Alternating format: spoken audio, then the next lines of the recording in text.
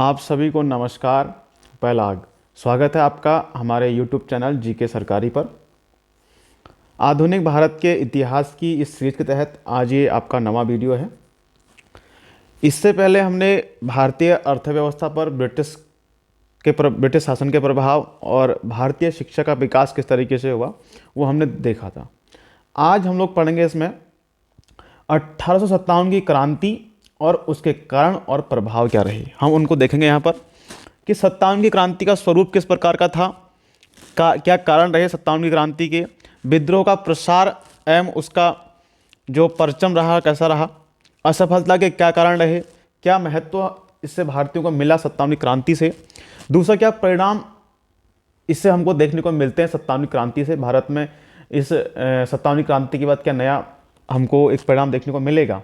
एक तरह हम देखते हैं कि भारत में कंपनी का शासन खत्म कर दिया जाता है और जो कंपनी का शासन था वो ब्रिटिश राजशाही को हस्तांतरित कर दिया जाता है। यानी कि अब जो है भारत का शासन ब्रिटिश राजशाही की ओर से चलाया जाना था। ठीक है, तो भारत में एक उत्तरदायी शासन की शुरुआत हो जाती है यहाँ पर। ठीक है, अब बात करें यहाँ पर विद्रोह के समय इंग्लैंड के प्रधानमंत्री कौन थे। ठीक है, तो 57 के विद्रोह के समय ब्रिटिश प्रधानमंत्री थे पार्मस्टन। ठीक है, पार्मस्टन। ठीक है, भारत का जो गवर्नर जनरल था वो थे आपके लॉर्ड कैनिंग। लॉर्ड कैनिंग उस समय भारत के गवर्नर जनरल थे और इंग्लैंड के जो प्रधानमंत्री थे वो पार्मस्टन थे। ठीक है, विद्रोह के समय जो कंपनी का मुख्य सेनापति था, मुख्य सेनापति था जॉर्ज एनिसन था। कौन था? जॉर्ज एनिसन था मुख्य सेनापति कंपनी का, जॉर्ज एनिसन। ठीक है, और विद्रोह के समय जो भारत का सम्राट था वो थे आपके बहादुर शाह जफर द्वितीय। बहादुर शाह जफर द्वितीय उस समय क्या थे? भारत के सम्राट थे। ठीक है, तो यहां पर हम देखेंगे कि विद्रोह का क्या स्वरूप रहा भारत में। ठीक है, क्या कारण रहे भारत में इसके, क्यों ये विद्रोह हुआ।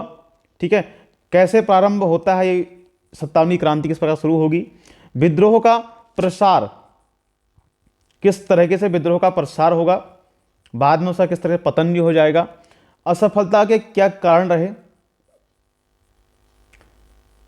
क्या कारण थे असफल होने के इसके, फिर दूसरा क्या महत्व भारतीयों को पता चला इस क्रांति होने के बाद, क्या भारतीयों ने क्या सीख ली, और लास्ट में हम जानेंगे क्या परिणाम इस 57वीं क्रांति से मिलते हैं हम लोगों को।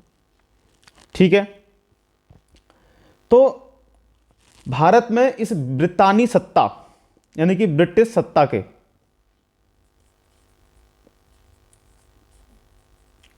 भारत में ब्रितानी सत्ता के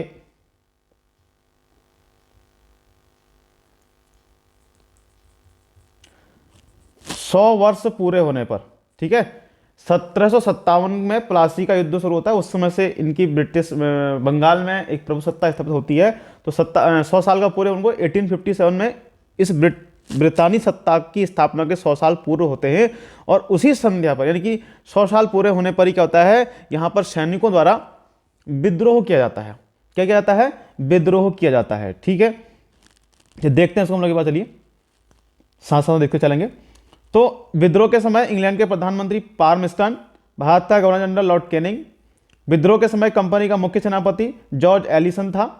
विद्रोह के प्रारंभ होने के बाद जो नियुक्त सेनापति था वो कैंपबेल था। ये भी आपको ध्यान रखना है। जो स्टार्टिंग में था, जब विद्रोह शुरू होगा तो उस समय जॉर्ज एलिसन था, और विद्रोह जब शुरू हो गया उसके बाद जो नियुक्त सेनापति वो कैंपबेल है। विद्रोह के समय भारत का जो सम्राट था वो बहादुर शाह जफर था, और 57 की जो क्रांति का प्रतीक था वो रोटी और कमल था। क्या था? रोटी और कमल का था। भारतीय जो स्वतंत्रता जो आपको 57वीं क्रांति थी इसका प्रतीक था। ठीक है, अब इस पर कई व्यक्तियों ने अपने अलग अलग मत प्रकट किए। किसी ने इसको सैनिक विद्रोह कहा है, किसी ने इसको राष्ट्रीय विद्रोह कहा है, किसी ने कहा ये न तो राष्ट्रीय विद्रोह था न कुछ था, किसी ने कहा साहब ये जो है शोषकों का पीड़ितों का शोषितों के प्रति क्या था, युद्ध था। ठीक है, तो अब कई प्रकार इसमें मतभेद भी आते हैं साहब, किसी ने कुछ कहा। ठीक है, अब अंग्रेज जो इतिहासकार हैं वो इसको सिपाही विद्रोह कहते हैं। क्या कहते हैं, सिपाही विद्रोह के नाम से इसको कहते हैं। कौन, अंग्रेज इतिहासकार, ठीक है। और सामंतवादी प्रतिक्रिया, हिंदू मुस्लिम षड्यंत्र आदि की संज्ञा इसको देते हैं अंग्रेज इतिहासकार, जबकि अधिकतर जो भारतीय इतिहासकार इसको राष्ट्रीय आंदोलन कहते हैं। जो अधिकतर भारतीय इतिहासकार हैं उसको राष्ट्रीय आंदोलन कहते हैं। क्या कहते हैं, राष्ट्रीय आंदोलन कहते हैं, ठीक है। और वे स्वीकार करते हैं कि क्या था, भारत की स्वतंत्रता के लिए लड़ा गया पहला राष्ट्रीय आंदोलन था, ठीक है। इसमें कुछ इतिहासकार हैं जैसे आपके लॉरेंस, ठीक हो गया, सीले, ट्रेवेलियन, इसमें और ही नाम आते हैं आपके माल्सन,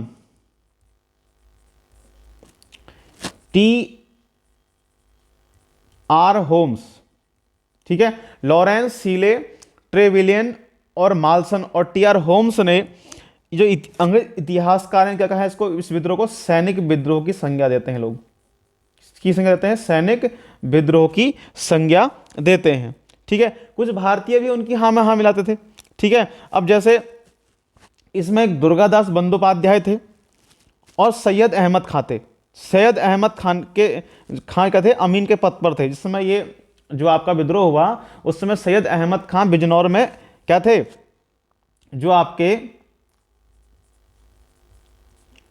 सैयद अहमद खां थे बिजनौर में अमीन के पद पर थे, ठीक है। ये अंग्रेज इतिहासकारों की हाँ में हाँ मिलाते हैं और अपनी पुस्तक का नाम है an essay on the causes of the Indian revolt, ठीक है, 1857। इस नाम से इनकी पुस्तक है an essay on the causes of the Indian revolt, ठीक है।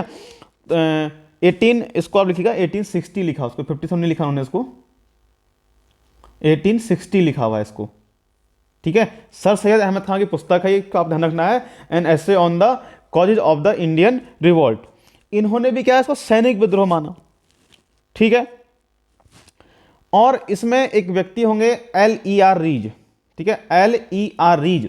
ये कहते हैं धर्मांधों का ईसाइयों के विरुद्ध क्या था, षड्यंत्र था। तो 57वीं क्रांति थी, ये क्या था, धर्मांधों का ईसाइयों के प्रति एक षड्यंत्र था। कौन कहता है, LER रीज इसको बताते हैं, ठीक है। फिर इसी तरह TR होम्स, इनका पूरा नाम है TR होम्स, ये कहते हैं बर्बरता और सभ्यता के बीच होता है, यानी कि हमको बर्बर कह दिया और खुद को सभ्य बता रहे हैं, ठीक है। तो TR होम्स कहते हैं जो 57वीं क्रांति थी ये बर्बरता और सभ्यता के बीच क्या था, एक युद्ध था, ठीक है। उसके बाद इसमें एक व्यक्ति आते हैं जेम्स आउटरम और W टेलर। कौन कौन, जेम्स आउटर और W जो टेलर हैं, ये कहते हैं यह विद्रोह हिंदू मुस्लिम षड्यंत्र का परिणाम था। बोले कि इन दोनों ने मिलकर यह षड्यंत्र रचा, जो 57वीं क्रांति के कारण षड्यंत्र कहा। और किसने रचा, हिंदू मुस्लिमों द्वारा ये जो 57वीं क्रांति का षड्यंत्र था ये रचा गया। एक कथन किसका है, आउटरम और टेलर का, यानी ठीक है। कौन कौन, जेम्स आउटरम और W टेलर ने ये कहा है, ठीक है। चलिए, फिर ब्रिटिश पार्लियामेंट जो ब्रिटिश संसद है वह भी इसको एक सिपाही विद्रोह मानती है, ठीक है। ब्रिटिश संसद भी इसको एक तरीके से क्या मानती है, सिपाही विद्रोह मानती है, ठीक है। अब इसके बाद इसमें लॉरेंस और सीले आते हैं, लॉरेंस व सीले ये भी इसको सैनिक विद्रोह मानते हैं। और सर सैयद अहमद ने अपनी पुस्तक an essay on the causes of the Indian revolt 1860 में इसको क्या कहा है, सैनिक विद्रोह माना है, क्योंकि उन्हें जो ब्रिटिश इतिहासकार थे उनकी हाँ में हाँ मिलाया, ठीक है। अशोक मेहता, ट्रेविलियन, माल्सन, ये मालस लिखा गया, इसको आप माल्सन लिख लीजिएगा, माल्सन, ठीक है। TR होम्स ने इसे राष्ट्रीय विद्रोह कहा, अशोक, ठीक है, अशोक मेहता, ट्रेविलियन, माल्सन, TR होम्स ने इसे क्या कहा, राष्ट्रीय विद्रोह कहा। VD सावरकर ने 1909 में लिखित पुस्तक द इंडियन इंडिपेंडेंस 1857 में इसे सुनियोजित राष्ट्रीय स्वतंत्रता संग्राम कहा, ठीक है। और आजादी की, भारत की आजादी की पहली लड़ाई का किसने कहा, भारत की आजादी की पहली लड़ाई किसको कहा, 57वीं क्रांति किसने कहा, VD सावरकर ने कहा, ठीक है। ब्रिटेन के एक नेता हैं बेंजामिन डिज़रायली, रूढ़िवादी दल के नेता थे। 27 जुलाई 1857 को इन्होंने हाउस ऑफ कॉमन्स में क्या कहा कि यह राष्ट्रीय विद्रोह था, न कि सैनिक विद्रोह। बेंजामिन डिज़रायली ने क्या कहा कि यह राष्ट्रीय विद्रोह था, न कि सैनिक विद्रोह। ये रूढ़िवादी दल के ब्रिटेन में नेता थे, उनके द्वारा ही 27 जुलाई 57 को एक स्टेटमेंट दिया गया। ठीक है। एसन सेन, भारत सरकार के कहने पर इन्होंने 1857 नाम से एक पुस्तक लिखी। किसके नाम से? 1857 के नाम से एक पुस्तक लिखी। बाद इन्होंने इसे न तो राष्ट्रीय संग्राम कहा, इन्होंने क्या कहा कि इसको न तो हम राष्ट्रीय संग्राम कह सकते हैं और न ही सैनिक विद्रोह। ठीक है, न तो इसको हम सैनिक विद्रोह की संज्ञा दे सकते हैं, नहीं राष्ट्रीय संग्राम की इसको हम संज्ञा दे सकते हैं। कौन कह रहा है इसको? एसन सेन, सुरेंद्र नाथ सेन कहते हैं इसको। ठीक है, पुस्तक का नाम की 1857 है। आर.सी. मजूमदार व्यक्ति हुए, ये कहते हैं राष्ट्रीय स्वतंत्रता संग्राम ना तो प्रथम था, ना ही राष्ट्रीय था, ना ही स्वतंत्रता संग्राम था। ठीक है, एक और निकल के आए मजूमदार साहब, कहते हैं प्रथम राष्ट्रीय जो स्वतंत्रता संग्राम है ना तो ये प्रथम ही है, ना राष्ट्रीय था, ना ही स्वतंत्रता संग्राम था, कुछ नहीं था कहते हैं। ठीक है। एक कम्युनिस्ट नेता है पीसी राय, ये कहते हैं ये शोषित और शोषक के बीच युद्ध था। ठीक है, उनकी अलग अलग अपनी थ्योरियां हैं पीसी राय की। ठीक है, कम्युनिस्ट नेता है, साम्यवादी नेता, ये कहते हैं कि यह शोषित और शोषक के बीच का था युद्ध था। 1867 में अहमद खान ने भी क्या घोषणा करी कि विद्रोह का सबसे महत्वपूर्ण कारण भारतीयों को प्रशासकीय तंत्र में शामिल करना न होने देना था। ठीक है, तो समझ में आ गया। ये स्टेटमेंट आते हैं, आपको इनको ध्यान रखना पड़ेगा किसने क्या कहा है। जैसे इसमें आपके एक व्यक्ति हैं, आपके ये आपको रिवीजन कर देते हैं, L.E.R. रीज। ठीक है, ये क्या कहते हैं इसको? ये कहते हैं जो ये क्रांति थी ये धर्मांधों का ईसाइयों के प्रति क्या था? एक षड्यंत्र था। ठीक है, या विरुद्ध युद्ध था धर्मांधों का ईसाइयों के प्रति। ठीक है, फिर एक आपके व्यक्ति हुए हैं T.R. होम्स। ठीक है, ये कहते हैं जो T.R. होम्स हैं कि बर्बरता और सभ्यता के बीच में युद्ध है। ठीक है, फिर एक व्यक्ति हुए जेम्स आउटर और W. टेलर, ये क्या कहते, ये दोनों क्या कहते हैं कि ये हिंदू मुस्लिम षड्यंत्र का परिणाम था। जो 27वीं क्रांति थी ये किसका परिणाम था? हिंदू मुस्लिम षड्यंत्र का परिणाम था। ठीक है, उसके बाद जो ब्रिटिश संसद है वो इसको सैनिक विद्रोह मानती है। ब्रिटिश संसद क्या मानती है?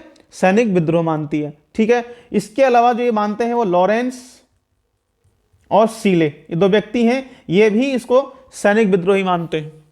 ठीक है, इसके अलावा सर सैयद अहमद खान भी अपनी पुस्तक an essay on the causes on the Indian revolt में से सैनिक विद्रोही मानते हैं। ठीक है, इसके अलावा अशोक मेहता, ट्रेविलियन, मालसन, T.R. होम्स इसको राष्ट्रीय विद्रोह कहते हैं। ठीक है, उसके बाद एक व्यक्ति हैं V.D. सावरकर,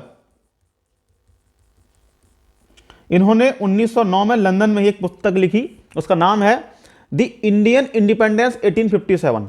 क्या इसे क्या संज्ञा दी? कहा एक सुनियोजित राष्ट्रीय स्वतंत्रता संग्राम था। क्या था?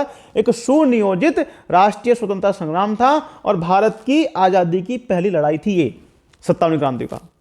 ठीक है, बेंजामिन डिज़रायली हैं,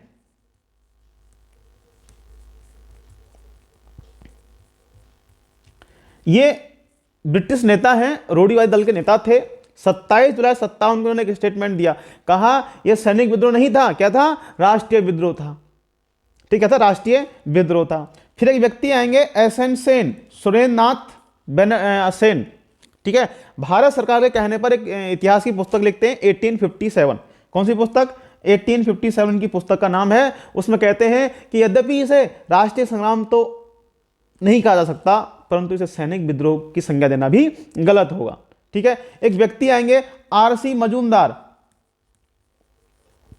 ठीक है, कहते हैं इस प्रथम राष्ट्रीय स्वतंत्रता संग्राम को ना तो यह प्रथम ही था, ना ही राष्ट्रीय था, ना ही स्वतंत्रता संग्राम था।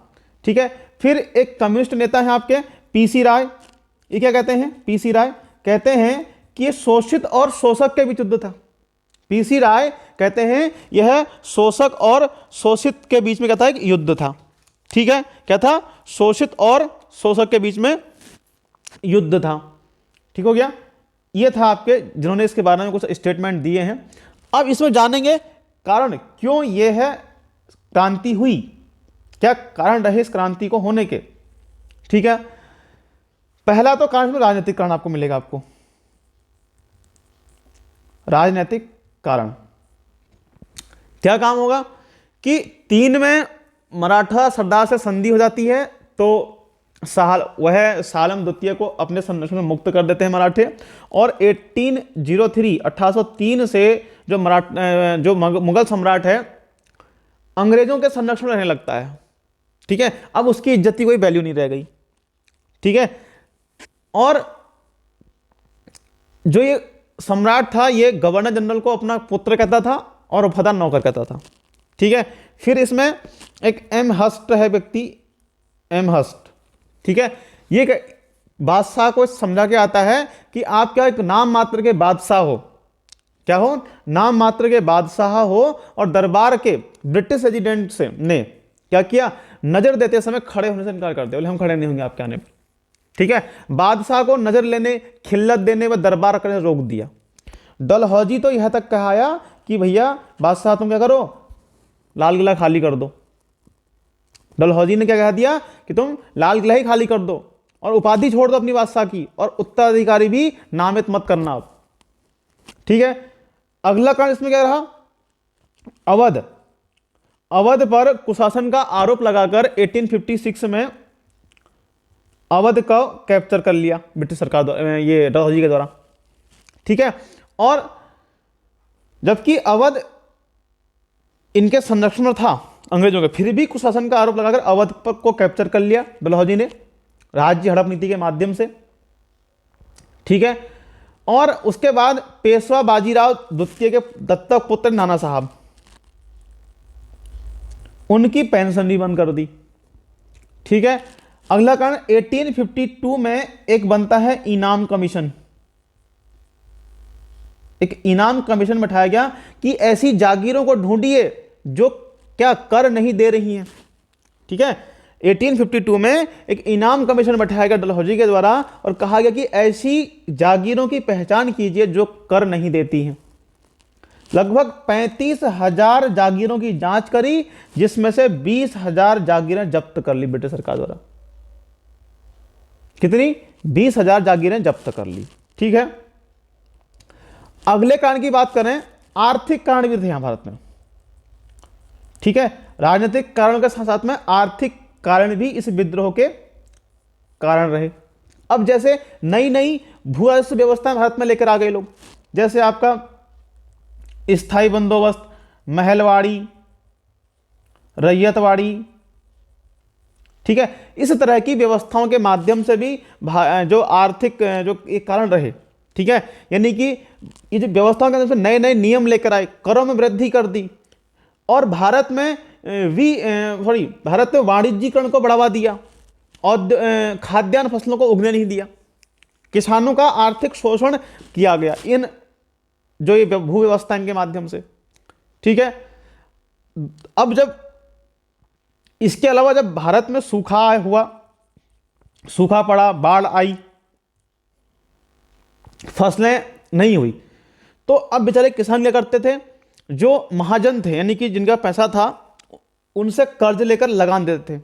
ठीक है, यानी कि सूखा पड़ गया, बाढ़ पड़ जाए, इससे अंग्रेजों को कोई मतलब नहीं है, आपने कर देना है तो देना है, आपकी फसल हुई नहीं हुई इससे उन्हें कोई मतलब नहीं, कर्ज लो कुछ करो। ठीक है, अब जिनसे कर्ज ले रहे हैं अगर उनका कर्ज नहीं चुका पा रहे किसान, तो उनकी जमीन पर वो सूदखोर कब्जा कर ले रहे हैं। जबरदस्ती नील की खेती कराई जा रही किसानों से, जबरदस्ती नील की खेती कराई जा रही है यहां पर। ठीक है, ददनी प्रथा के माध्यम से। ठीक है, अग्रिम पेशगी इसमें दे दी जाती थी ददनी प्रथा में, यानी कि बोले भैया आपको 100 रुपये आप दे रहे हैं, इसमें आपको इतने खेत में क्या करना, नीली खेती उगानी पड़ेगी, इससे कम ज्यादा आप बेच नहीं सकते हो। ठीक है, और दूसरा जो आपका 1861 में एक पुस्तक प्रकाशित होगी दादा भाई नौरोजी की, poverty and British rule in India, इसमें उन्होंने धन निकासी का सिद्धांत दिया, ड्रेन आपकी थ्योरी दी, यहां पर ड्रेन ऑफ वेल्थ की जो थ्योरी दी वो किसने दी, दादा भाई नौरोजी ने। ठीक है, धन निकासी का सिद्धांत उन्होंने अपनी पुस्तक poverty and un British rule in India में इस बारे में बताया, किस प्रकार भारत से धन ले जाया गया। ठीक है। एक खुद इतिहासकार आपके हुए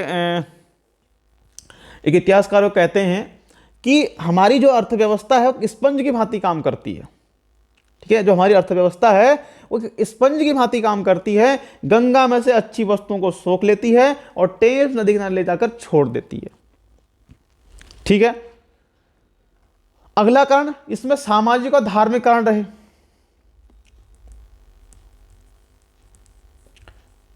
सामाजिक और धार्मिक कारण भी रहे।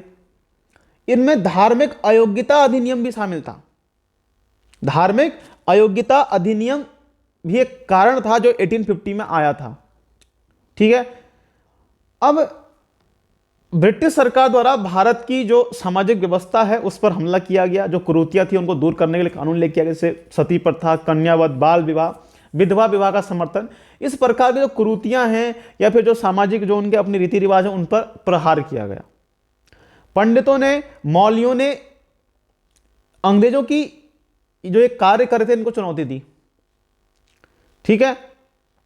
दूसरा, 1813 में भारत में ईसाई मिशनरियां आ जाने लगती हैं। स्टार्टिंग में तो क्या था कि वो अपने धर्म का प्रचार करने लगे। मिशनरी के शिक्षण संस्थानों में, बाजारों में, जेलों में जाने लगी। अब कारण क्या रहा? भारतीयों का धर्म परिवर्तन इन ईसाई मिशनरियों के माध्यम से किया जाने लगा भारत में। ठीक है। तो भी लोगों में एक रोष पैदा हो गया। तो सामाजिक धार्मिक कारण ये चल रहा था, यानी कि साथ साथ में इसमें धार्मिक अयोग्यता अधिनियम भी एक शामिल था। ठीक है। अगला रहा इसमें सैनिक कारण। कौन सा कारण? सैनिक कारण, जो एक तात्कालिक उसमें का कारण होगा। ठीक है। अब सैनिक कारण यानी कि इसमें एक सामान्य सेना अधिनियम भी आया था 1856 में। वो भी क्या रहा? एक विरोध का सबसे बड़ा कारण रहा। कौन सा? सैनिक कारण। ठीक है। अब इसमें क्या था कि जब बंगाल में सेना, जो बंगाल में सेना के जो भारतीय सिपाही थे उनमें असंतोष था। ठीक है। वहां पर अधिकतर जो सैनिक थे वो ब्राह्मण थे और राजपूत थे। ठीक है। कार्नवालिस की जो आंग्लीकरण की नीति थी, किसकी थी ये? कार्नवालिस की आंग्लीकरण की नीति। ठीक है। तो क्या नीति थी इसमें? भारतीयों के लिए पद वृद्धि यानी कि प्रमोशन के रास्ते बंद कर दिए गए। कार्नवालिस की आंग्लीकरण की नीति ने जो भारतीय थे उनके प्रमोशन पर रोक लगा दी गई। ठीक है। भारतीय सिपाहियों का वेतन भी बहुत कम था। ठीक है। लगभग 7 रुपए महीने मिलता था उस समय। ठीक है। सेना में लगभग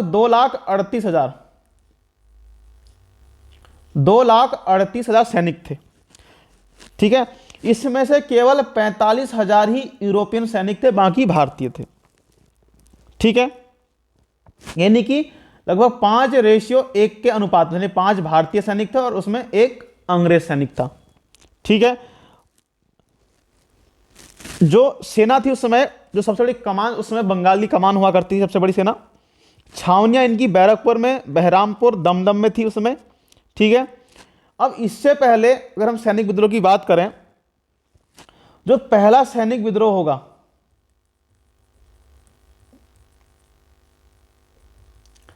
वह 1764 में बक्सर में। कब होगा? जब मीर कासिम की सेना किससे मिल जाएगी? अंग्रेजों के साथ मिल जाती है। एक विद्रोह यहां पर होता है, सॉरी, नवाब की सेना में जाके मिल जाती है। ठीक है। मीर कासिम की सेना बंगाल के नवाब की सेना में जाके मिल जाती है। ठीक है। फिर प्रथम धार्मिक विरोध की बात करें 1806 में पहला धार्मिक विरोध होगा सेना में। कहां होगा?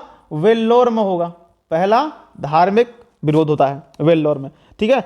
माथे पर तिलक लगाने और पगड़ी बांधने और रोक लगा गई थी यहां पर। ठीक है। तो इसकी जगह क्या था? हैट लगाना आरंभ करवाया अंग्रेजों ने। वेल्लोर में पहला धार्मिक विद्रोह होगा। क्यों होगा? माथे पर तिलक लगाना, पगड़ी लगाने पर रोक लगा दी। बोले क्या पहनो? हैट पहनो आप लोग। ठीक है। दूसरा, 1824 में एक विद्रोह और होगा। ठीक है। 1824 में होगा एक धार्मिक विद्रोह। ठीक है। बैरकपुर की 47वीं रेजिमेंट थी। ठीक है, जिसने वर्मा जाने से इनकार कर दिया। 47वीं रेजिमेंट ने बर्मा जैसे इनकार कर दिया। ठीक है, बाद में ये भी भंग कर दी गई। ठीक है, उसके बाद दूसरा होगा, इससे अगला जो होगा 1844 में होगा। ठीक है, 64वीं रेजिमेंट करती है। क्यों करेगी? वेतन वृद्धि को लेकर ये सैनिक विद्रोह हुआ था 1844 में। किसके लिए हुआ था? वेतन भत्ते के विरोध में, कि भैया हमारा जो है वेतन भत्ता बढ़ाया जाए। 64वीं रेजिमेंट थी, बाद में इसको भंग कर दिया गया। 1854 का पोस्ट ऑफिस एक्ट, यह भी बड़ा कारण था। पहले क्या था कि जो सैनिक थे उनको जो उनका जो चिट्ठियां थी वो फ्री में जाती थी। अब क्या है, वो बंद कर दिया गया काम। ठीक है, दूसरा 56 में एक काम और करेगी जो कैनिंग की सरकार है, सेना भर्ती अधिनियम लेके आएगी। सेना भर्ती अधिनियम लेके आता है कैनिंग। ठीक है, इसमें क्या था कि सेना के सभी सैनिकों को यह स्वीकार करना था कि जहां कहीं भी सरकार को आवश्यकता होगी वे वहीं कार्य करेंगे। ठीक है, यानी कि समुद्र पार जाने से मना नहीं कर सकते सैनिक। ठीक है, अब तात्कालिक क्या कारण रहे इस विद्रोह के?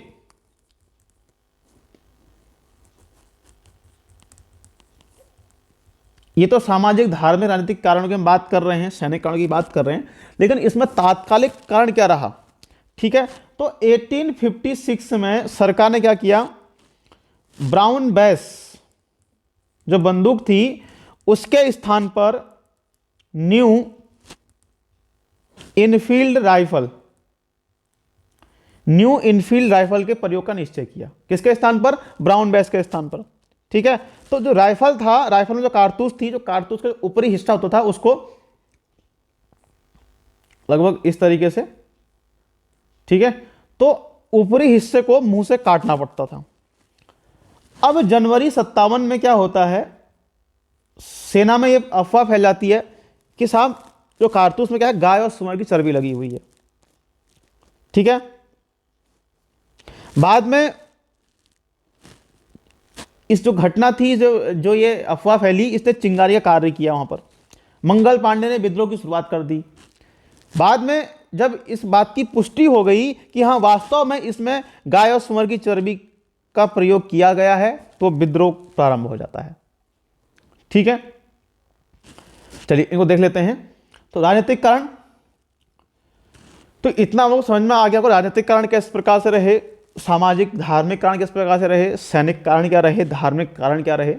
ठीक है, अब तात्कालिक क्या कारण रहा? तो तात्कालिक कारण आता है ब्राउन बेस के स्थान पर न्यू एनफील्ड राइफल का प्रयोग। उसमें जो कारतूस थी उस पर सुअर और गाय की चर्बी लगी हुई थी, उसी कारण यहां पर क्या हो गया, विद्रोह शुरू हो गया। अब यहां पर हम लोग देख लेते हैं, इसको नोट भी कर लीजिएगा साथ साथ। तो मुगल सम्राट 1803 से यानी 1803 से ब्रिटिश संरक्षण रहने लग गया, उसकी कोई इज्जत नहीं थी वहां पर।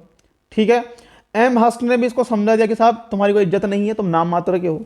फिर ऑकलैंड ने क्या कहा कि भैया आप खिल्लत नहीं लोगे, दरबार नहीं करोगे, बोले कुछ नहीं करोगे। डलहौजी यह कहा आया, साहब तुम लाल किला खाली कर दो, हट जाओ वहां से आप। ठीक है, अगला कारण, अवध के नवाब वाजिद अली शाह को हटा दिया गया कुशासन का आरोप लगाकर। किस पर? अवध पर। 56 में इसको कैप्चर कर लिया अवध को, और जो अवध था अंग्रेजों का आज्ञाकारी राज्य था। ठीक है, अवध में को एक चीफ कमिश्नरी क्षेत्र बना दिया गया और हेनरी लॉरेंस को पहला चीफ कमिश्नर नियुक्त किया गया।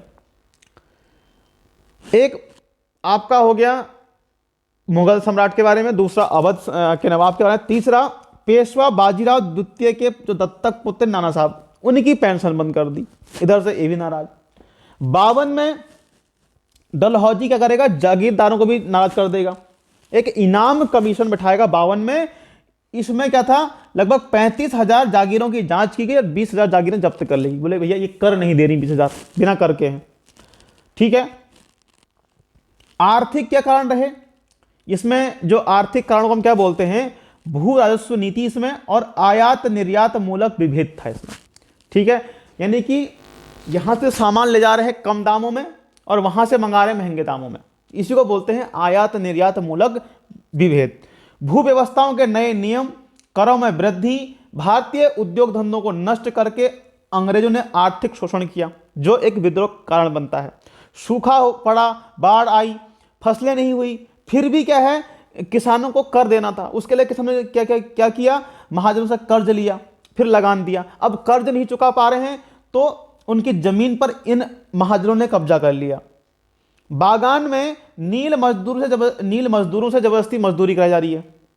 ठीक है, इन सब आर्थिक कारणों को ही जो दादा भाई नौरोजी हैं उन्होंने अपनी पुस्तक जो 1861 में प्रकाशित होती है उसमें लिखा है, क्या है, इसको क्या कहा, धन निकासी का सिद्धांत का। पुस्तक का नाम है poverty un British rule in India, इनकी पुस्तक है। ये रहे आर्थिक कारण। ठीक है, तो इस प्रकार से इसको इन्होंने बताया।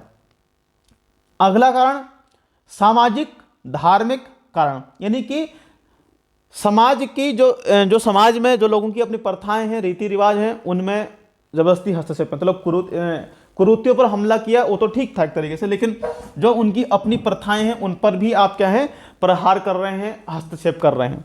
ठीक है, अब विलियम बेंटिक डलहौजी के समय हिंदू समाज में व्याप्त कुरीतियों को दूर करने के लिए कानून बनाए गए।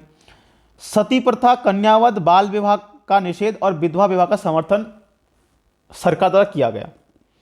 पंडित मौलवियों ने इन सब चीजों का विरोध किया।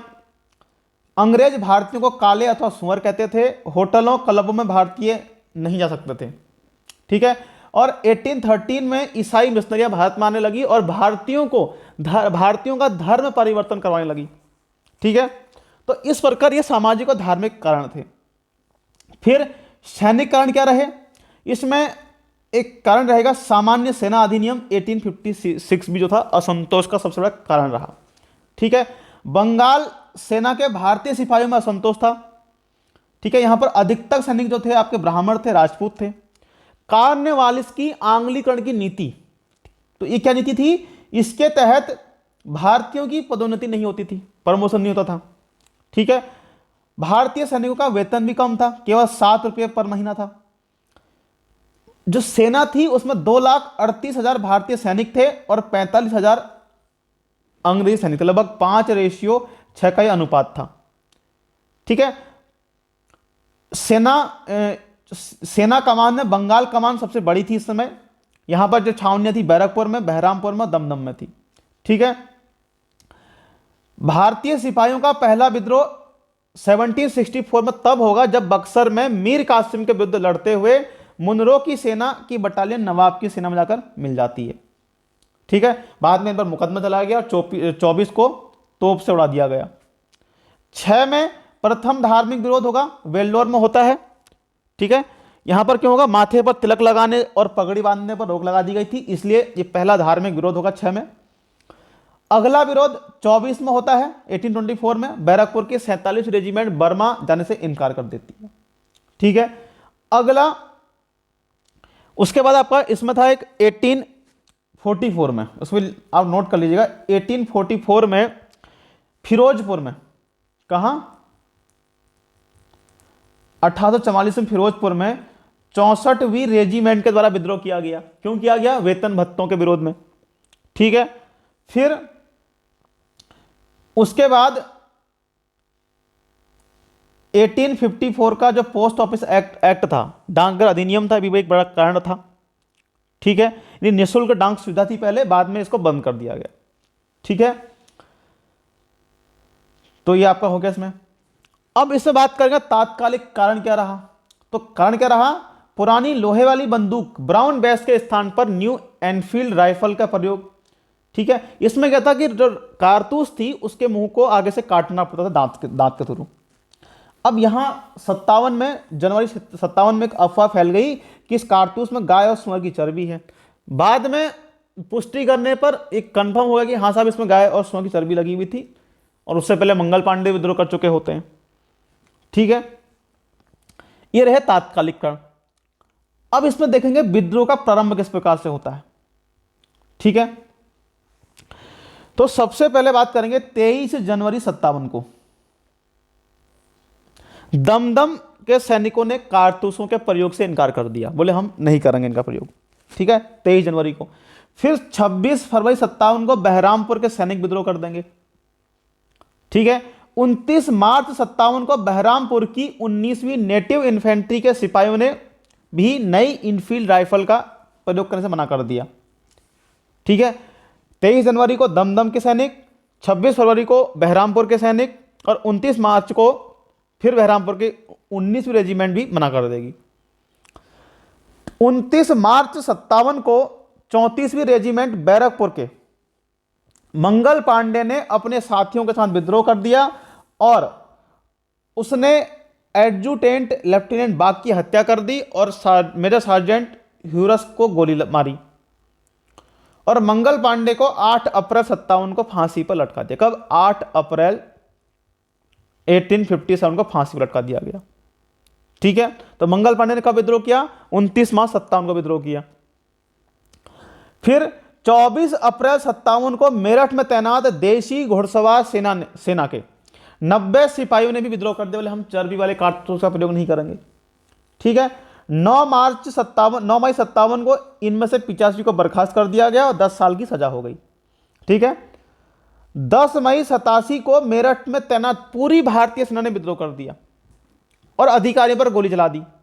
ठीक है, और जिनको जेल में बंद किया गया था उनको भी छोड़ाकर ये लोग दिल्ली की ओर चल पड़ते हैं। मेरठ में उस समय जनरल हेविट के पास 2200 यूरोपीय सैनिक थे, लेकिन उन्होंने इनके एक जो चिंगारी जली थी इस विद्रोह की, उसको देखते हुए कोई भी उन्होंने प्रतिक्रिया नहीं दी। किन्ने? जनरल हेविट के द्वारा। 11 मई को दिल्ली पहुंचते हैं और बहादुर शाह द्वितीय को भारत का बादशाह घोषित कर देते हैं लोग। ठीक है, 11 मई को दिल्ली पहुंचते हैं और बहादुर शाह द्वितीय को भारत का सम्राट घोषित करते हैं ये सैनिक और 12 मई को दिल्ली पर अधिकार कर लेते हैं। ठीक है, दिल्ली में सरकारी कामकाज चलाने, सारे फौजी तथा गैर फौजी मामलों का फैसला करने के लिए एक परिषद गठित की जाती है। इसमें सेना और नागरिक प्रशासन के प्रतिनिधि थे। आरंभ में ये जो एक परिषद थी इसका नेतृत्व मुगल शहजादे कर रहे थे, लेकिन 3 जुलाई 57 को बख्त खां आ जाएगा बरेली से और वह क्या बन जाएगा? मुख्य नेता बन जाएगा दिल्ली के अंदर। कौन? बख्त खां। ठीक है, 20 सितंबर 1857 को दिल्ली पर अंग्रेजों का अधिकार हो जाएगा, लेकिन जॉर्ज निकलसन मारा जाएगा इस विद्रोह में। ठीक है, हडसन ने सम्राट के 2 पुत्रों मिर्जा मुगल और मिर्जा ख्वाजा सुल्तान और पोते मिर्जा अबू बकर को दिल्ली के लाल किले के सामने गोली मार दी। हडसन ने बहादुर शाह के पुत्र जीवन बख्त को छोड़ सभी पुत्रों को गोली मार दी। हडसन ने बहादुर शाह द्वितीय को हुमायूं के मकबरे से गिरफ्तार किया और निर्वासित कर रंगून भेज दिया, जहां 62 में उसकी मृत्यु हो जाती है। ठीक है, जब दिल्ली पर अंग्रेजों का अधिकार हो जाएगा तो बख्त खां लखनऊ जाएगा और तब तक लड़ता है जब तक वह मर नहीं जाता। ठीक है, मिर्जा गालिब विद्रोह के समय दिल्ली में थे और उन्होंने इस विद्रोह को देखते हुए मिर्जा गालिब ने क्या लिखा है कि मेरे सामने रक्त का विशाल सागर है, केवल खुदा ही जानता है कि मुझे और क्या देखना है। ठीक है, अब बहादुर शाह जफर के पतन में उसके जफर के ही निकट का रिश्तेदार था इलाही बख्श, उसका बड़ा हाथ था। उसने अंग्रेजों को गुप्त रूप से सूचनाएं दी। बहादुर शाह जफर द्वितीय की पत्नी भी थी जीनत महल, यह भी क्या संदेश वाहक के रूप में अंग्रेजों का साथ दे रही थी। ठीक है, यह था आपका विद्रोह का प्रारंभ। ठीक है, शुरुआत सबसे पहले कहां से होती है? 23 जनवरी 1857 को दमदम से शुरू होगा, फिर 26 फरवरी 57 को बहरामपुर से होगा, 29 मार्च 57 को बैरकपुर में। ठीक है, और उसके बाद यहां पर कौन करते हैं? मंगल पांडे द्वारा किया जाता है। और फिर 24 अप्रैल 57 को मेरठ में तैनात जो घुड़सवार सैनिक थे उनके द्वारा विद्रोह किया जाएगा। उसके बाद 9 मई 57 को मेरठ में जो तैनात पूरी भारतीय सेना है वो विद्रोह कर देगी। ठीक है, उसके बाद 11 मई को दिल्ली पहुंचते हैं, 12 मई को दिल्ली पर अधिकार कर लेंगे, ठीक है। और उसके बाद 20 सितंबर 57 को दिल्ली पर अंग्रेजों का अधिकार हो जाएगा। इसमें जॉर्ज निकलसन मारा जाएगा। हडसन सम्राट के पुत्रों मिर्जा मुगल, मिर्जा ख्वाजा और पोता मिर्जा अबू बकर को मार देगा।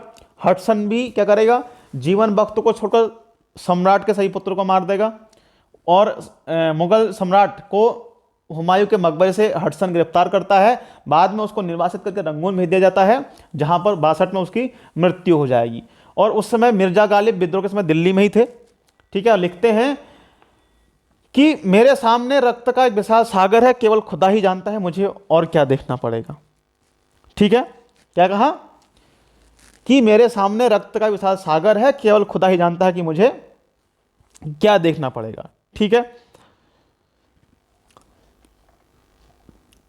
अब देखते हैं यहां पर विद्रोह का प्रसार, किस प्रकार से विद्रोह का प्रसार यहां पर होता है। तो मेरठ से प्रारंभ हुआ 57 का विद्रोह पूरे देश में तेजी से फैलता है, लेकिन दक्षिण भारत में यह विद्रोह ज्यादा नहीं फैलता है, ठीक है। मद्रास तो इस प्रसार से बिल्कुल अछूता रहा, ठीक है। अब देखते हैं सो कहां का ये विद्रोह फैलता है।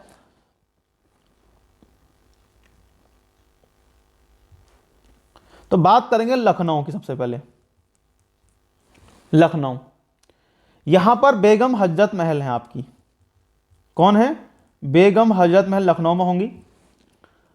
अपने पुत्र बिजरिस कादिर को नवाब घोषित कर देती है, ठीक है। और ये जो बेगम हजरत महल है ये वाजिद अली शाह की पत्नी थी, ठीक है। और उस समय अवध की राजधानी लखनऊ हुआ करती थी, ठीक है। बाद में यहां पर जो चीफ कमिश्नर थे हेनरी लॉरेंस, कौन? हेनरी लॉरेंस जो चीफ कमिश्नर थे वो यहां पर मारे जाते हैं, ठीक है। बाद में कैंपबेल यहां पर आ जाएगा और विद्रोह को समाप्त कर देगा। और हजरत महल जो हैं बेगम, ये नेपाल भाग जाती हैं। और बाद में यहां पर जो एक व्यक्ति और थे मौलवी अहमद शाह, इनके द्वारा भी बेगम हजरत महल का स्थान दिया जाता है, ठीक है। और अंतोगत्वा मार्च 58 में लखनऊ में विद्रोह का दमन कर देगा कैंपबेल। फिर कानपुर की बात करें, ठीक है। तो कानपुर में यहां पर जो नेतृत्व है वो नाना साहब कर रहे हैं आपके। कौन कर रहे हैं? नाना साहब यहां पर क्या कर रहे हैं? नेतृत्व कर रहे हैं इस विद्रोह का। इनका वास्तविक नाम धोंदू पंत है। तो ये भी आपको ध्यान रखना है कि जो 57 की क्रांति की योजना थी ये कहां बनी थी? बिठूर में बनी थी, ठीक है। योजना बनेगी अब क्या होता है कि जो विद्रोह था इस समय से पहले फूट गया, ठीक है। तो यहां पर योजना कहां बनी? बिठूर में बनी हुई थी, ठीक है। तो जो कानपुर के विद्रोही हैं ये कानपुर पर कब्जा कर लेंगे और नाना साहब को पेशवा घोषित कर देते हैं। क्या कर लेंगे?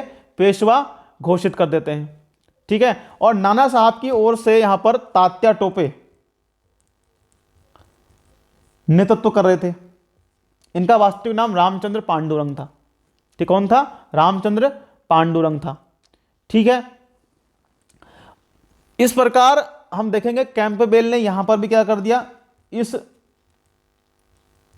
विद्रोह का दमन कर दिया, ठीक है। बाद में तात्या टोपे को सिंधिया के सामंत थे मानसिंह नरूखा, उनका धोखा दिया और ग्वालियर में इनको फांसी देगी तात्या टोपे को। और नाना साहब भाग जाते हैं उत्तराखंड में उत्तरकाशी होते हुए नेपाल, ठीक है।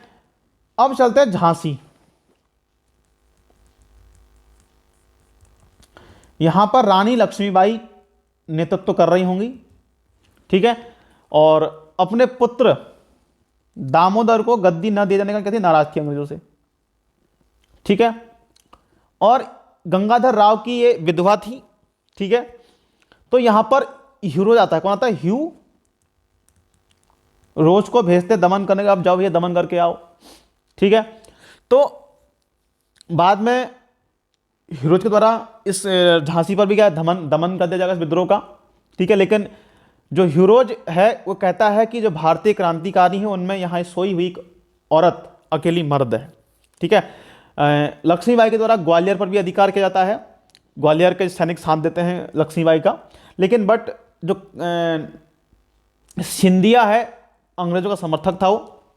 ठीक है। और ह्यूरोज द्वारा बाद में इस विद्रोह का दमन कर दिया जाएगा झांसी में।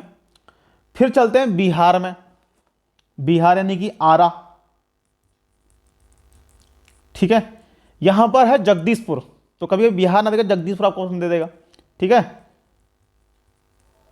जगदीशपुर। तो यहां पर है कुंवर सिंह। कौन है? कुंवर सिंह।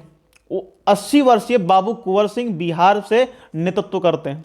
ये आंदोलन के यहाँ पर केंद्र बिंदु थे। इस पूरे विद्रोह में अपनी मौत मरने वाले व्यक्ति थे। ये अगर जिंदा होते तो अंग्रेज इनको नहीं हरा पाते। ठीक है।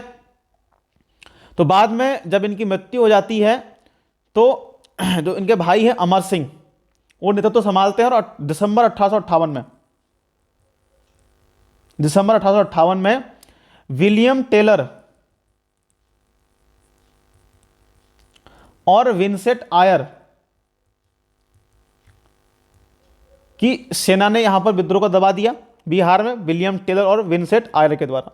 ठीक है। अब बात करेंगे प्रयागराज यानी कि इलाहाबाद की। प्रयागराज की बात करेंगे। यहां पर मौलवी लियाकत अली था, मौलवी लियाकत अली। जनरल नील के द्वारा यहां के विद्रोह को दबा दिया गया।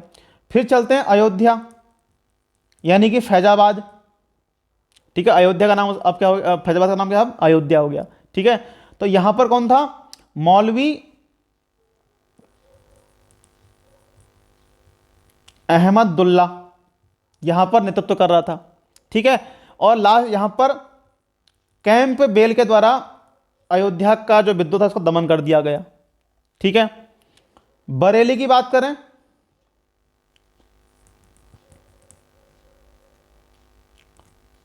बरेली में कौन था आपका? खान बहादुर खां था। ठीक है। तो इस बरेली में दमन करता कैंप बेल हो गया। ठीक है। बाद में खान बहादुर को फांसी दे दी जाएगी। मंदसौर। ठीक है। मंदसौर में आपके थे फिरोज शाह। कौन थे? फिरोज शाह थे मंदसौर में। ठीक है। इनको भी रंगून बाद में भेजा जाता है। ठीक है। अब बात करते हैं असम की। असम से कौन था? असम में आपके हैं कंदर्पेश्वर और मनीराम दत्ता। ठीक है। कंदर्पेश्वर मनीराम दत्ता असम से होंगे। बाद में इसमें से मनीराम दत्ता को पकड़कर फांसी दे दी जाएगी। उड़ीसा, उड़ीसा से हैं आपके राजकुमार सुरेंद्र शाही और उनके भाई होंगे उज्जवल शाही। ये दो व्यक्ति होंगे उड़ीसा से। ठीक है। 62 में सुरेंद्र शाही के द्वारा आत्मसमर्पण कर दिया जाएगा और इनको भी देश निकाला दे दिया जाएगा। अब बात करते हैं कुल्लू हिमाचल की। कुल्लू, यहां पर राजा प्रताप सिंह हैं और उनके भाई हैं वीर सिंह, वो नेतृत्व कर रहे हैं। ठीक है। बाद में इन दोनों को गिरफ्तार कर मृत्युदंड दे दिया जाएगा। ठीक है। राजस्थान में बात करेंगे, यहां पर आपके जयदयाल हैं और उनके भाई हरदयाल होंगे। ठीक है। बाद में इनमें से जयदयाल को तोप के मुंह पर बात कर उड़ा दिया गया। ठीक है। बात करें गोरखपुर की। गोरखपुर में गजाधर सिंह आपके कौन है? गजाधर सिंह गोरखपुर से। मथुरा की बात करें, यहां पर है आपके देवी सिंह। ठीक है। मेरठ से हैं कदम सिंह। ठीक है। गोरखपुर में गजाधर सिंह, मथुरा देवी सिंह, मेरठ कदम सिंह। हरियाणा, हरियाणा में है आपके तुलाराम। ठीक है। हरियाणा से कौन है? तुलाराम। बात करें संभलपुर की, संभलपुर, यहाँ पर सुरेंद्र भाई हैं, ये संभलपुर आपका उड़ीसा वाला है, ठीक है। फतेहपुर, फतेहपुर में अजी मुल्ला, ये यहां पर आपके हो गए कौन, अजी मुल्ला हो गए आपके, ठीक है। कहां पर, फतेहपुर में। चलिए अब देख लेते हैं। तो विद्रोह के प्रमुख केंद्र लखनऊ, लखनऊ में 30 मई 57 को सिपाही क्या करेंगे, विद्रोह करेंगे। 4 जून को बेगम हजरत महल विद्रोह की कमान संभालती हैं और अपने अल्पवयस्क पुत्र बिजलिस कादिर को नवाब घोषित कर देती हैं। बेगम हजरत महल अवध के नवाब वाजिद अली शाह की पत्नी थी और अवध की राजधानी कहां थी, उसमें लखनऊ थी। जून 57 के मध्य रेजिडेंसी का घेराव शुरू करते हैं लोग और 21 मार्च 58 तक युद्ध चलता है, जिसमें चीफ कमिश्नर हेनरी लॉरेंस मारे जाते हैं। मार्च 58 में कैंपबेल ने यहां के विद्रोह को समाप्त कर दिया और लखनऊ पर कब्जा कर लिया। हजरत महल नेपाल चले जाती हैं और आत्मसमर्पण करने से इनकार कर देती हैं। लखनऊ जब हाथ से निकल गया तो बाद में मौलवी अहमद शाह ने गुरिल्ला युद्ध शुरू किया। कानपुर चलते हैं तो कानपुर में नेतृत्व कर रहे हैं अंतिम पेशवा बाजीराव द्वितीय के दत्तक पुत्र हैं नाना साहब, वास्तविक नाम इनका धोंदू पंत, ठीक है। 57 की क्रांति की योजना बिठूर में बनी थी और 5 जून 57 को विद्रोह शुरू हुआ कानपुर में और विद्रोहियों ने कानपुर पर कब्जा कर लिया और नाना साहब को पेशवा घोषित कर दिया जाएगा। कानपुर छावनी के कमांडर व्हीलर ने सुरक्षा पूर्वक इलाहाबाद पहुंचाने के आश्वासन पर 27 जून 57 को आत्मसमर्पण कर देगा, ठीक है। तो अंग्रेज कमांडर है व्हीलर, यही क्या कर देगा, आत्मसमर्पण कर देता है। लेकिन कानपुर में सती चौरा नामक एक स्थान है, वहां पर इन सबको मार दिया जाता है, ठीक है। उसके बाद हैवलॉक के नेतृत्व में एक सेना, यहां पे घटना घटी थी कि बड़ी संख्या में अंग्रेज स्त्री व बच्चे बीबीगढ़ नामक एक मकान में कैद थे। इन्हें नाना साहब के सैनिकों ने 15 जुलाई 57 को मार डाला। बाद में हत्याकांड के लिए नाना साहब को दोषी ठहराते हैं, लेकिन उनका तर्क था कि मुझे इस बात की जानकारी नहीं थी, ठीक है। और एक महिला है, अंग्रेज महिला हार्टे स्टेट, वो कहती हैं नाना साहब ने मुझे व दूसरे 108 लोगों को विद्रोहियों के हाथ से बचाया। इस व्यक्ति के बारे में चाहे जो कहें, लेकिन इस हत्याकांड के लिए ये किसी प्रकार दोषी नहीं है।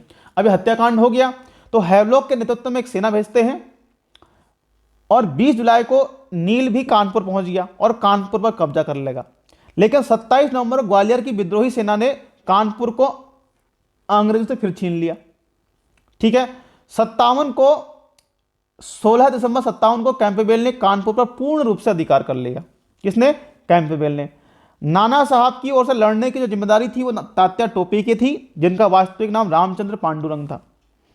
तात्या टोपे को सिंधिया के सामंत मान सिंह नरूखा ने अप्रैल 59 में धोखे से अंग्रेजों को सौंप दिया और ग्वालियर के शिवपुरी दुर्ग में इनको फांसी दे दी गई और नाना साहब चले गए उत्तरकाशी होते हुए नेपाल, ठीक है। झांसी, तो झांसी में गंगाधर राव की विधवा लक्ष्मीबाई ने अपने दत्तक पुत्र दामोदर को झांसी की गद्दी न दिए जाने से अंग्रेजों से कहती ये नाराज थी, इसलिए उन्होंने विद्रोह कर दिया।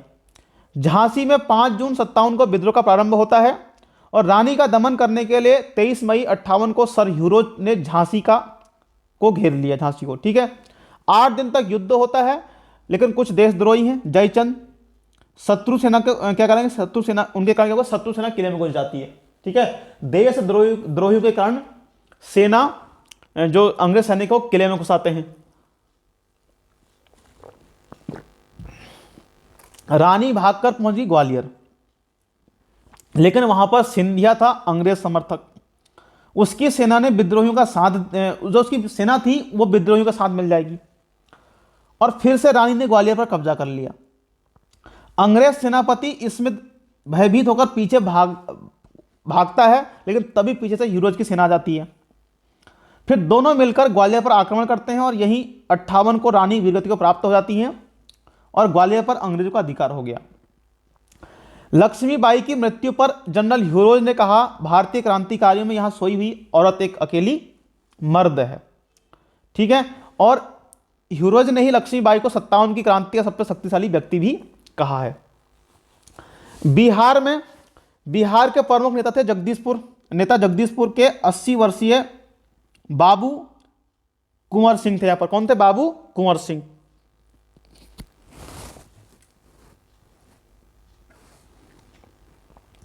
विद्रोह के समय कुंवर सिंह को बिहार का सिंह कहा गया। इस आंदोलन के केंद्र बिंदु थे। सबसे पहले इन जो विद्रोही थे इन्होंने शाहाबाद को अंग्रेजों से मुक्त कराया। शाहाबाद नामक स्थान को अंग्रेजों से मुक्त कराया। कुंवर सिंह ने जगदीशपुर से निकलकर अतरौलिया आजमगढ़ में डेरा डाला। अतरौलिया में मिलमैन के नेतृत्व में एक सेना आती है, इन्होंने इसको हरा दिया। फिर डेम्स के नेतृत्व में एक सेना भेजते हैं, लेकिन आजमगढ़ के पास कुंवर सिंह ने डेम्स व उसकी मिलमैन की संयुक्त सेना को हरा दिया। ठीक है, अब कैनिंग ने मार्क के नेतृत्व में एक सेना भेजी, कुंवर सिंह ने इसको भी हरा दिया। लेकिन इसी समय इनकी बाह में लगती है गोली और अपने हाथ से अपनी बाह को काटकर मां गंगा को अर्पित कर देते हैं। 22 अप्रैल 58 को कुंवर सिंह अपनी रियासत जगदीशपुर पहुंचते हैं, लेकिन 24 घंटे बाद ही ली ग्रैंड के नेतृत्व में अंग्रेज सेना और सिख सेना जगदीशपुर पहुंच गई। कुंवर सिंह ने सेना को भी हरा दिया। 3 दिन बाद 26 अप्रैल 58 को उनकी मृत्यु हो गई। और 57 के विद्रोह में यही एक ऐसे वीर थे जिन्होंने अंग्रेजों को कई बार हराया और अंत में इनकी मृत्यु स्वयं हो गई थी। ठीक है, कुंवर सिंह की मृत्यु के बाद उनके भाई हैं अमर सिंह विद्रोह का नेतृत्व करते हैं और दिसंबर 58 तक युद्ध जारी रखते हैं। अंत में विलियम टेलर और विंसेंट आयर ने यहां के विद्रोह को समाप्त कर दिया। किसने? विंसेंट आयर ने और विलियम टेलर ने। ठीक है, अब अन्य स्थानों की बात करें तो प्रयागराज में जो नेतृत्व करेगा मौलवी लियाकत अली कर रहे थे। इसको दमन किसने किया? यहां पर जनरल नील ने। अयोध्या यानी फैजाबाद में मौलवी अहमदुल्ला दमनकर्ता कैंपबेल है और मौलवी अहमदुल्ला मद्रास का रहने वाला था। बरेली खान बहादुर खां दमनकर्ता कैंपबेल। बाद में खान बहादुर खां को फांसी की सजा मिल जाती है। मंदसौर फिरोज शाह, इनको भी रंगून भेज दिया गया जहां इनकी वहां मृत्यु हो जाती है और फिरोज शाह मुगल घराने से थे। असम नेतृत्वकर्ता कंदर्पेश्वर और मणिराम दत्ता को कलकत्ता में पकड़कर फांसी दे दी गई।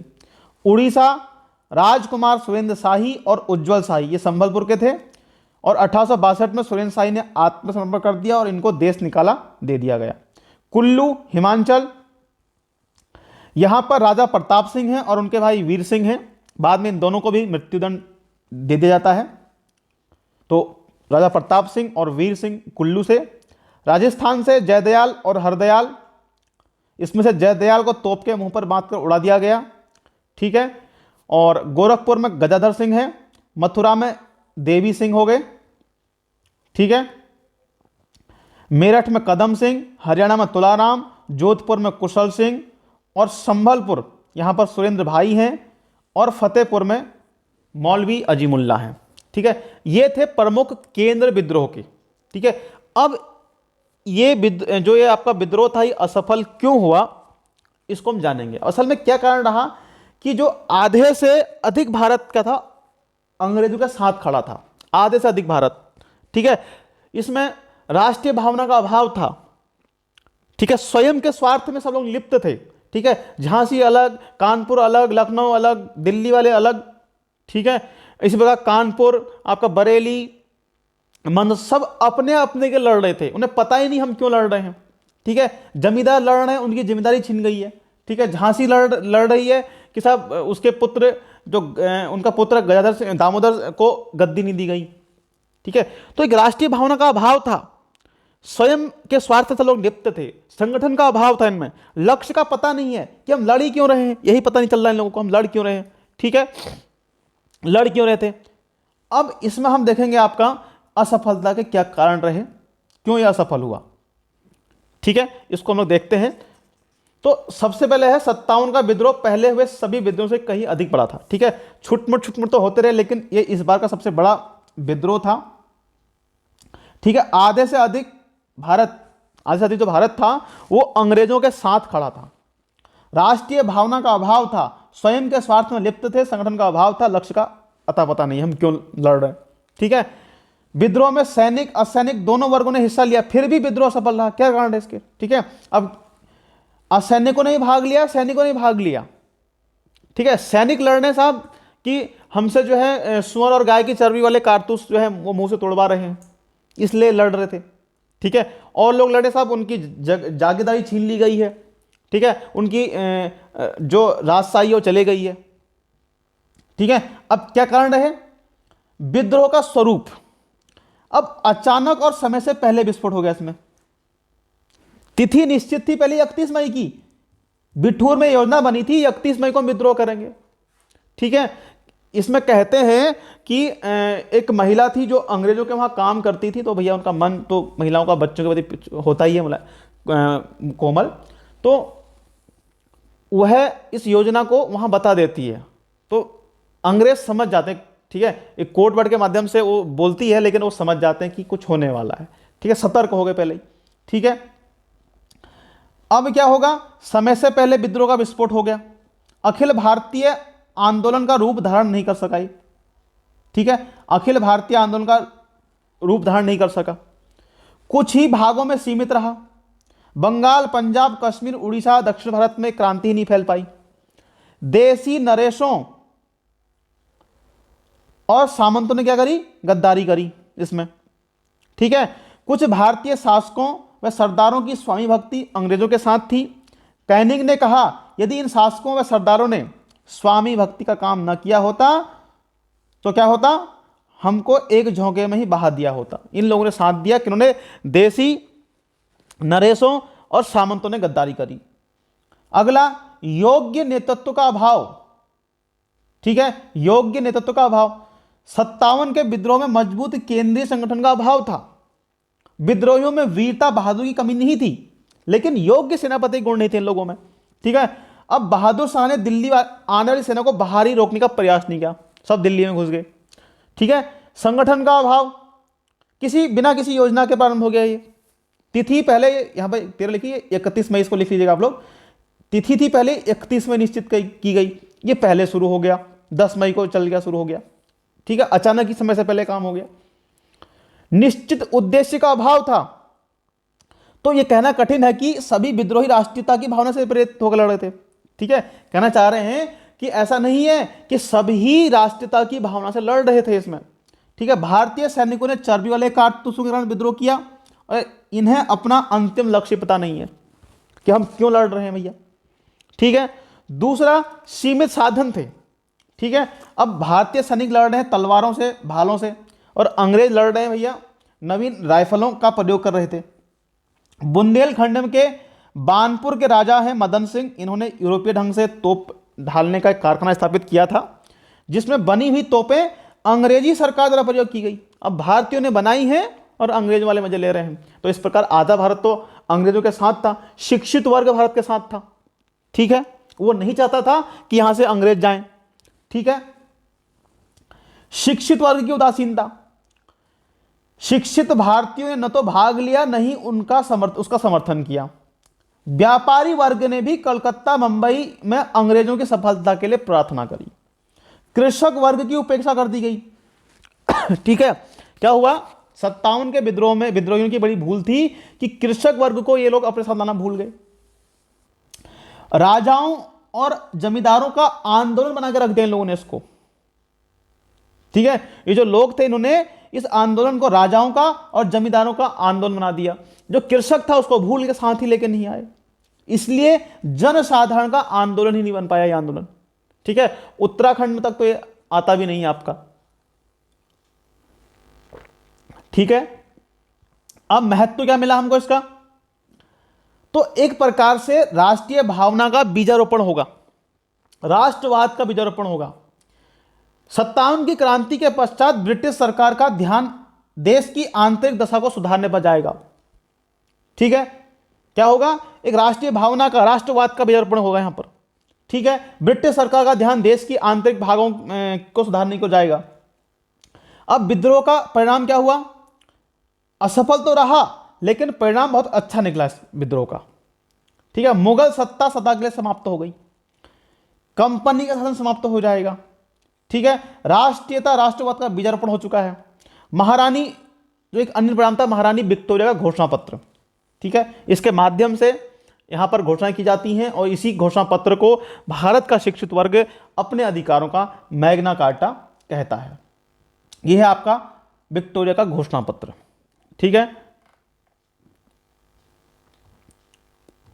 चलिए देखते हैं। लॉर्ड कैनिंग के द्वारा 1 नवंबर 58 को इलाहाबाद के मिंटो पार्क में इस घोषणा पत्र को पढ़ता है। इसमें था, भारत का शासन कंपनी के हाथों से निकलकर अब क्राउन के हाथों में चला गया है। गवर्नर जनरल को अब वायसराय कहा जाएगा। ब्रिटिश सरकार भारतीय मामलों के लिए उत्तरदायी बना दी गई। भविष्य में कहा, कोई भी अंग्रेजी राज्य भारत में नहीं मिलाया जाए, कोई भी राज्य अंग्रेजी राज्य में नहीं मिलाया जाएगा, यानी कि डलहौजी की राज्य हड़प नीति को समाप्त कर दिया गया।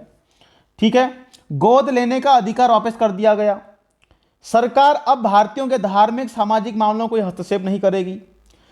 इस विद्रोह की जांच के लिए एक आयोग जोनानाथ पील के अध्यक्षता में, पील कमीशन बोलते हैं, यह बनाया जाता है। भारतीय सैनिकों की संख्या यूरोपीय सैनिकों की संख्या का भारतीय सैनिकों की संख्या व यूरोपीय सैनिकों की संख्या का अनुपात विद्रोह से पहले 5:1 का था, जिसको घटाकर अब 2:1 का कर दिया गया। ठीक है, तोप खाना पूर्णतया यूरोपीय सैनिकों के हाथ में रखा गया। विद्रोह से पहले सेना में बंगाल में अवध के सैनिक अत्यधिक होते थे, परंतु उनकी संख्या घटा दी जाती है। गोरखों सिखों को इसमें शामिल कर लिया गया। और ठीक है, इन लोगों के द्वारा अंग्रेजों का साथ दिया गया। भारत की देखभाल के लिए एक नए राज्य अधिकारी भारत सचिव की नियुक्ति की जाती है और इसकी सहायता के लिए 15 सदस्यों की एक मंत्रा परिषद, जिसको हम भारत परिषद कहते हैं, यह बनाई जाएगी। और इनमें से 8 की नियुक्ति ब्रिटिश सरकार करेगी और 7 की नियुक्ति कोर्ट ऑफ डायरेक्टर्स को करनी थी। भारत का पहला सचिव था स्टेनले और प्रथम वायसराय था लॉर्ड कैनिंग। गवर्नर जनरल कौन था? जब ब्रिटिश प्रांतों में जाता था उसको कहते थे गवर्नर जनरल। जब ब्रिटिश सम्राट के प्रतिनिधि के रूप में यही गवर्नर जनरल देसी रियासतों में जाता था तो इसको वायसराय कहते थे। ठीक है, तो आप लोग समझ में आएगा क्या कारण होंगे के असफल होने के।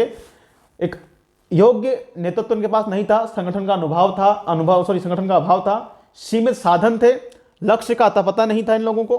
ठीक है, लेकिन महत्व क्या मिला कि एक राष्ट्रवाद का बीजारोपण हो गया, भारत में से मुगल शासन का पद समाप्त हो गया, कंपनी का शासन समाप्त हो गया। ठीक है, इस प्रकार यहाँ पर होता है। अब कुछ पुस्तकें हैं जिनको जानना बहुत जरूरी है। कई बार कई पुस्तकें पेपर में आ जाती हैं कि पुस्तक किसने लिखी है। 57 की क्रांति से रिलेट करती हुई कुछ पुस्तकें लिखी गई हैं।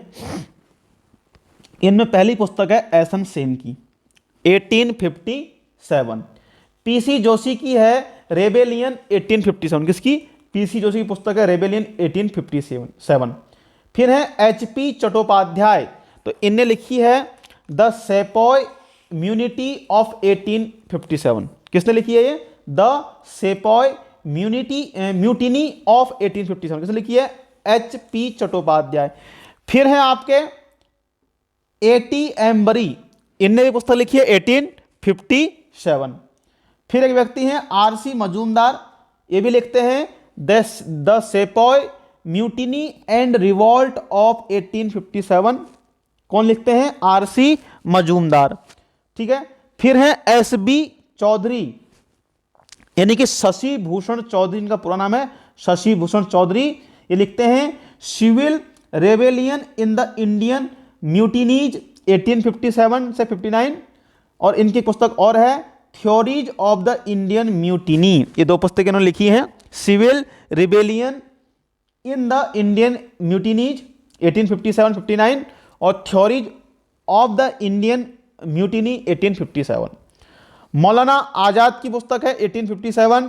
वी.डी. सावरकर की है the first war of independence 1857। ये इन्होंने 1909 में लिखी थी। अशोक मेहता लिखते हैं द ग्रेट रेबेलियन। क्या लिखते हैं? The great rebellion. ठीक है, तो 1857 लिखी है एस.एन. सेन के द्वारा। रेबेलियन 1857 लिखी है पीसी जोशी के द्वारा। द सेपॉय म्यूटिनी ऑफ 1857 लिखी है एच.पी. चट्टोपाध्याय के द्वारा। 1857 लिखी है A.T. एम्बरी के द्वारा। The sepoy mutiny and revolt of 1857 लिखी है R.C. मजूमदार के द्वारा। Civil rebellion in the Indian mutinies 1857-59 ये लिखी है S.B. चौधरी ने। एक अगली पुस्तक इनकी और है S.B. चौधरी की, इनका पूरा नाम है Shashi Bhushan Chaudhuri, theories of the Indian mutiny 1857। फिर एक पुस्तक है 1857 मौलाना आजाद की है, फर्स्ट वॉर ऑफ इंडिपेंडेंस 1857। फिर द ग्रेट रेबेलियन, ये पुस्तक है अशोक मेहता की। ठीक है, तो ये पुस्तकें हैं, इनको आप नोट कर लीजिएगा। चलिए, और बाकी अब हम लोगों को फेसबुक, इंस्टाग्राम, टेलीग्राम, ठीक है, और हमारी वेबसाइट जीके सरकारी, ट्विटर पर, और इसके अलावा व्हाट्सएप पर भी हमसे हमारे साथ आप जुड़ सकते हैं। और इस टॉपिक से संबंधित आपको कुछ भी समझ में नहीं आता तो आप कमेंट कर सकते हैं और व्हाट्सएप ग्रुप में जुड़ सकते हैं। ठीक है, कुछ आपको वहाँ पर आपको बता दिया जाएगा।